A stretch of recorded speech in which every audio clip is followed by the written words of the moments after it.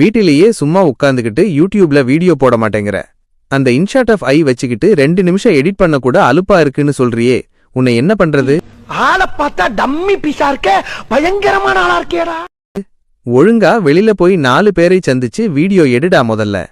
வெறும் 2 வீடியோவை போட்டுட்டு அதுக்குள்ள வியூஸ் வரல, சப்ஸ்கிரைபர் வரலன்னு சோகமா ஸ்டேட்டஸ் போடுற.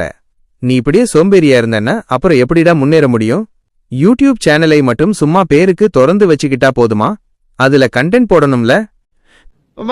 இப்ப நான் என்ன உங்கள்கிட்ட சொல்றது? கலக்கல் கலட்டான்னு செமையா பேர் வச்சுக்கிட்டு இப்படி ஒரு மூலையில முடங்கி கிடந்தா எவன் வந்து வீடியோ பாப்பான்? வெளியில போனா வெயிலு, எடிட் பண்ணா அலுப்புன்னு சாக்கு சொல்றதெல்லாம் இனிமே இங்க நடக்காது. உனக்கு திறமை இருக்குடா, ஆனா அந்த திறமையை விட இந்த தூக்கமும் சோம்பேறித்தனமும் தான் அதிகமா இருக்கு. நான் இவ்வளவு அவனை சொல்லி நிறுத்துங்களேன்டா. அவன் நிறுத்துறான்னு தப்பா நினைச்சுக்காத. உன் நல்லதுக்கு தான் சொல்றேன். ஒழுங்கா உழைப்பை போடு, அப்பதான் சம்பாதிக்க முடியும். 4 பேருக்கு உன்னை தெரியும். இனியும் லேட் பண்ணாம போய் கேமராவை எடு. இல்லன்னா அடுத்த தடவை இதை விட மோசமா திட்டுவேன். ஓடு, போய் வேலையை பாரு.